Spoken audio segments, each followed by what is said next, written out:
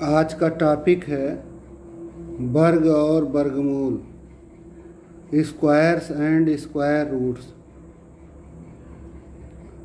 यदि किसी संख्या को उसी संख्या से गुणा करें तो गुणनफल से प्राप्त संख्या को गुणा की गई संख्या का वर्ग कहते हैं, स्क्वायर। यदि किसी संख्या को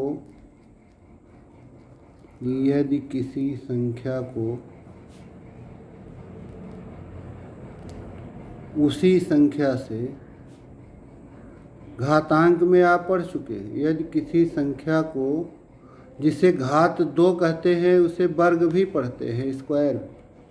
यदि किसी संख्या को उसी संख्या से गुणा करें तो गुणनफल से प्राप्त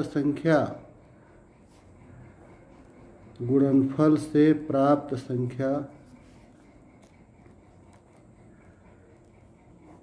गुणा की गई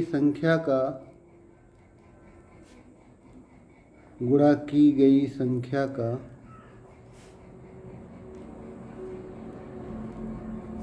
वर्ग कहलाता है। ये जो संख्या होती है इसे हम उस दिए गए संख्या का वर्ग कहते हैं। जैसे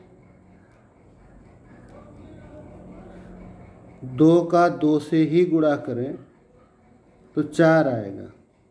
अब ये 4 2 का 2 से ही गुणा करने पर आया है, इसलिए ये 4 2 का वर्ग कहा जाएगा। 2 का वर्ग लिखते इसको ऐसे हैं, 2 घाते 2। अच्छा, अगर 3 का वर्ग करना है तो 3 का 3 से ही गुणा करेंगे, 9। 3 का वर्ग हो गया 9। इसे लिखेंगे संकेत में 3 घाते 2। अगर 5 का वर्ग करना है तो 5 का 5 से गुणा करना पड़ेगा।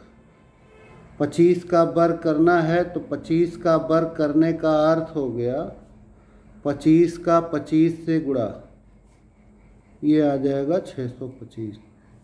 इससे को ऐसे भी लिखते 25 का वर्ग बराबर 625। यही जो यहाँ शब्दों में लिखा 25 का वर्ग वो इस तरह लिखा है।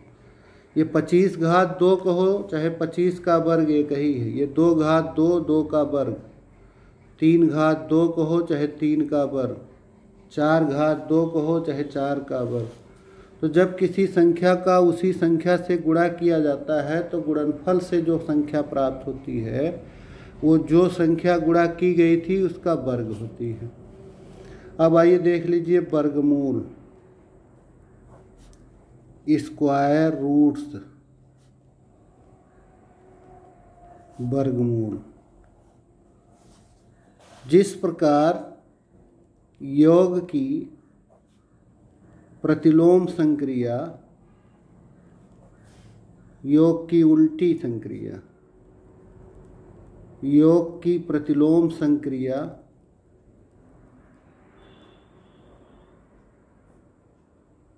घटाना है,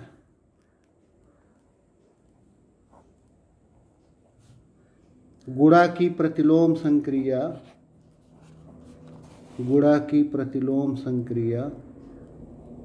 भाग है।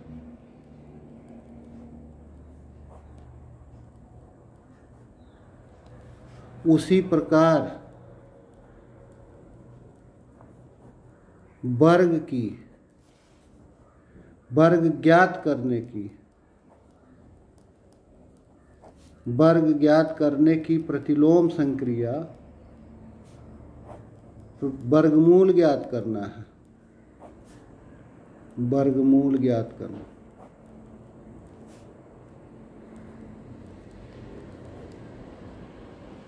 जैसे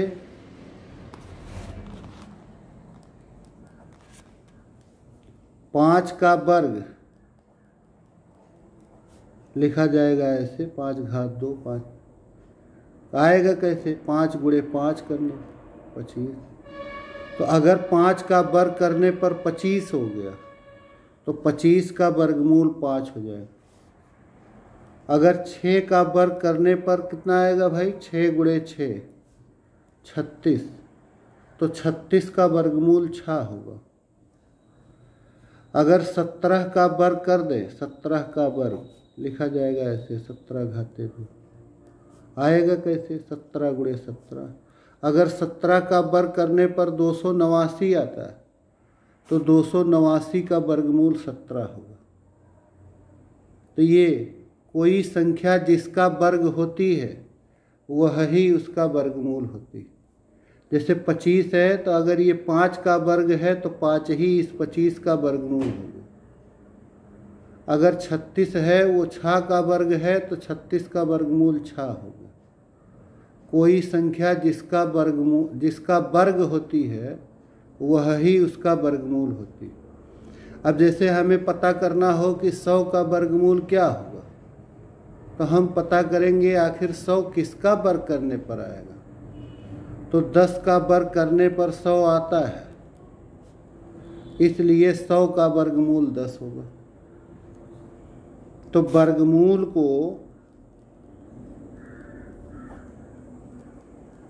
इस तरह के संकेत द्वारा प्रदर्शित करते हैं। इसे हिंदी में करड़ी, अंग्रेजी में स्क्वायर रूट बोलते हैं। अब इस करड़ी या स्क्वायर रूट के भीतर जो भी संख्या लिखी होती है, इसका अर्थ हो गया कि उसी का हमें वर्गमूल ज्ञात करना है। अगर इसके भीतर हम 121 लिख दें, तो इसका अर्थ होगा कि 121 का अब हमें वर्गमूल ज्ञात करना है। ये पता करना है कि आखिर 121 किस संख्या का वर्ग है। 121 जिस संख्या का वर्ग होगा वह ही इसका वर्गमूल होगा। अब आइए ऋणात्मक संख्याओं का वर्ग देख ले। ऋणात्मक संख्याओं का वर्ग, जैसे ऋण 1 का वर्ग करना है, तो ऋण 1 का वर्ग करना है तो ऋण 1 का ऋण 1 से गुणा होगा, और ये गुणा करेंगे तो ऋण का गुणा धन और 1 करने में 1 हो गया। ऋण 2 का वर्ग करना है तो ऋण 2 का ऋण 2 से गुणा होगा। जिस संख्या का वर्ग करना होता है उसका उसी से गुणा कर देंगे। तो ये ऋण का गुणा धन और 2 दूना 4 हो गया। ऋण 4 का वर्ग करना है तो ये ऋण 4 गुणे ऋण 4 होगा। ऋण का गुणा धन और 4 चौक 16 हो गया। तो इस प्रकार ऋणात्मक संख्याओं का वर्ग करने पर भी हमें जो संख्या प्राप्त होती है वो धनात्मक ही होती है। अब जरा एक बात पर गौर करिए, जब हम ऋण 1 का वर्ग करते हैं तो 1 आता है, और धन 1 का वर्ग करेंगे तो भी 1 आएगा। ऋण 2 का वर्ग किया तो 4 आया, और अगर 2 का वर्ग करते तो भी 4 आता। ऋण 4 का वर्ग किया 16 आ गया। अब 4 का कोई वर्ग करे तो भी 16 आएगा। अब ये कहा गया कि कोई संख्या जिसका वर्ग होता है वह ही उसका वर्गमूल होता है। तो अगर ये 1 ऋण 1 का वर्ग करने पर आया तो 1 का वर्गमूल ऋण 1 होना चाहिए। इधर कहा गया कि 1 का वर्ग करने पर भी 1 आता है, इसलिए 1 का वर्गमूल 1 होना चाहिए। 2 का वर्ग करने पर 4 आया है तो 4 का वर्गमूल 2 होना चाहिए, और वहीं ऋण 2 का वर्ग करने पर भी 4 आया, इस हिसाब से 4 का वर्गमूल ऋण 2 होना चाहिए। तो हम देखेंगे कि 1 का वर्गमूल धन 1, 1 का वर्गमूल ऋण 1, 4 का वर्गमूल धन 2, 4 का वर्गमूल ऋण 2, इसी तरह 16 का वर्गमूल ऋण 4, 16 का वर्गमूल धन 4। तो इस प्रकार किसी भी संख्या के, धनात्मक संख्या के 2 वर्गमूल होते। किसी भी धनात्मक संख्या के 2 वर्गमूल होते। धनात्मक संख्या के 2 वर्गमूल।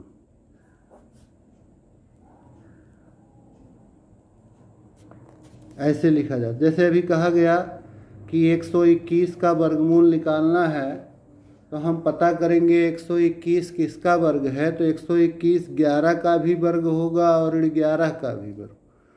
तो ऋण 11 का वर्ग होने का वर्गमूल लिखना है ऋण 11, और धन 11 का वर्ग होने का वर्गमूल होगा धन 11। तो इसलिए इसके दो वर्गमूल हो गए, एक धन 11 एक ऋण 11, ये एक साथ लिख दिया। तो यदि x कोई भी धनात्मक संख्या है तो उसके दो वर्गमूल प्राप्त होंगे, एक धन में होगा एक ऋण में। यहाँ देखिए धनात्मक संख्या के वर्गमूल की बात हो रही है, ऋणात्मक संख्या का वर्गमूल ज्ञात करना ये काल्पनिक है, इमेजिनरी है, ये आप आगे चल करके पढ़ेंगे। जैसे अभी कहा जाए कि ऋण 4 का वर्गमूल, ऋण 4 का, तो हमें यही तो पता करना है कि ऋण 4 किसका वर्ग करने पर आएगा। तो ऋण 4 किसी भी संख्या का वर्ग नहीं होगा, किसी का भी वर्ग ऋण 4 नहीं होगा। 2 का वर्ग करते हैं तो भी 4 होगा, और ऋण 2 का वर्ग करते हैं तो भी 4 होगा। अब ये कहो कि यहाँ ऋण 4 प्राप्त हो जाए किसी का वर्ग करने पर, तो ऋण 4 नहीं प्राप्त होगा। अगर जिसका वर्ग करने पर ऋण 4 आया होता वही ऋण 4 का वर्ग। तो इसलिए यहाँ हम कहते किसी भी धनात्मक संख्या के दो वर्गमूल होते हैं, धनात्मक। ऋणात्मक संख्या का वर्गमूल ये आप अगली कक्षाओं में पढ़ेंगे। तो इस प्रकार शून्येतर पूर्णांकों का वर्ग, किसी का भी वर्ग करोगे आप धन आएगा। शून्येतर पूर्णांकों का वर्ग, शून्येतर इसलिए लिखा गया, शून्य का वर्ग करोगे शून्य आएगा, और शून्य से इतर कोई भी हो, चाहे धनात्मक हो चाहे ऋणात्मक, तो शून्येतर पूर्णांकों का वर्ग सदैव धनात्मक पूर्णांक होता है, धनात्मक आता है, सदैव धनात्मक पूर्णांक होता है।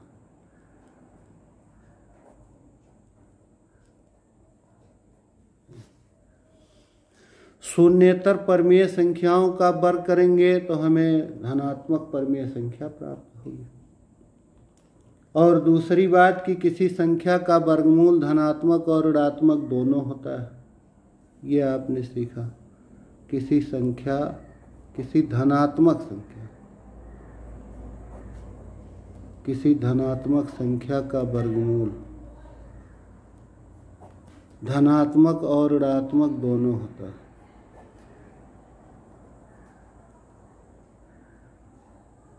धनात्मक और ऋणात्मक दोनों।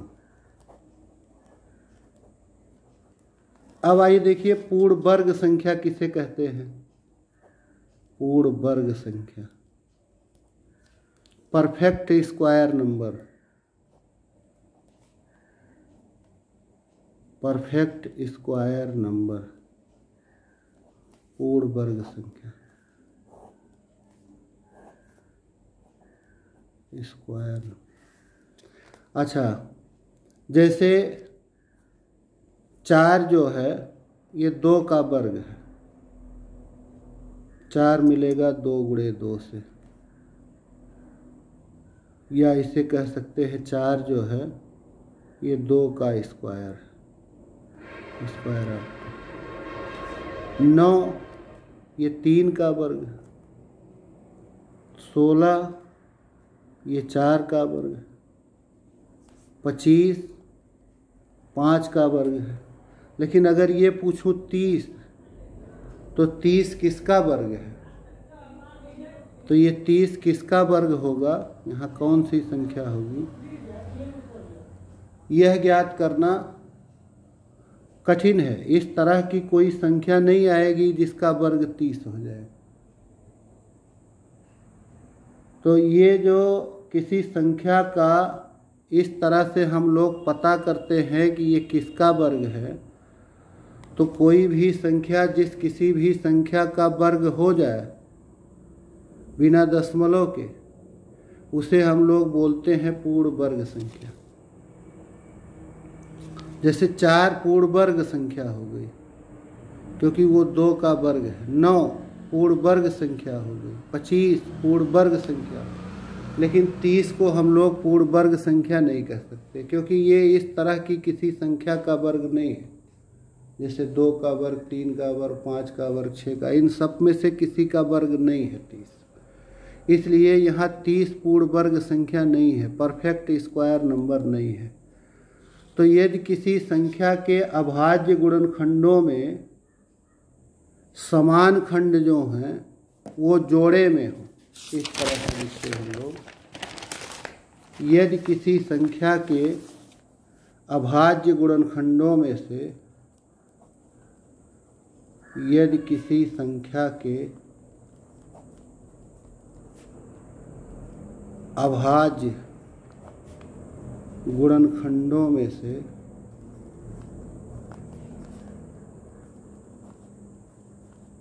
सभी खंड जोड़े में हो तो वह संख्या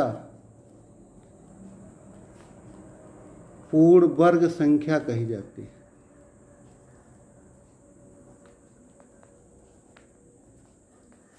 जैसे देखिए 4 का जब हम लोग अभाज्य गुणनखंड निकालेंगे तो यही आएगा 2 गुणे 2 प्राइम फैक्टर अभाज्य गुणनखंड, और इसका जो भी खंड है ये गुणनखंड ये जोड़ा में है। ऐसे 25 है तो 25 के अगर हम लोग अभाज्य गुणनखंड निकालें तो 5 गुणे 5 है, ये जोड़ा में है।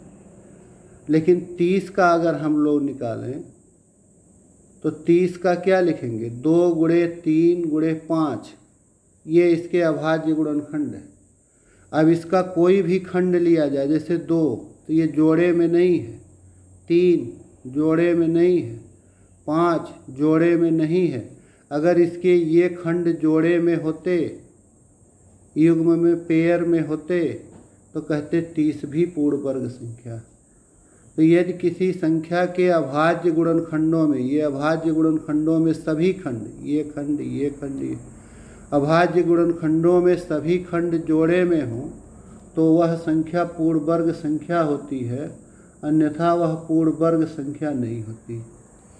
अब आइए देखिए वर्ग से संबंधित कुछ गुण। जैसे पहला है कि किसी भी सम संख्या का वर्ग करेंगे तो सम संख्या ही प्राप्त होगी। किसी सम संख्या का वर्ग ये सम संख्या होती है।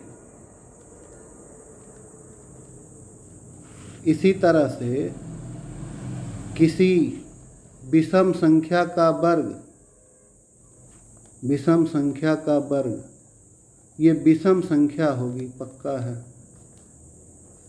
जैसे देखिए ये सम संख्याएं हैं 2, 4, 6, 8, इनका वर्ग करने जो भी संख्या प्राप्त होगी निश्चित रूप से सम संख्या ही है।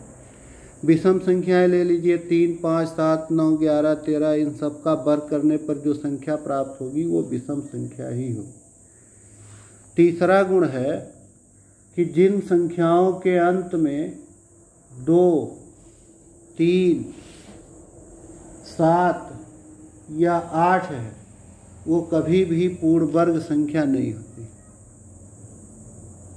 यदि किसी संख्या के अंत में इकाई के स्थान पर, अंत माने इकाई, यदि किसी संख्या के अंत में 2, 3, 7 या 8 होता है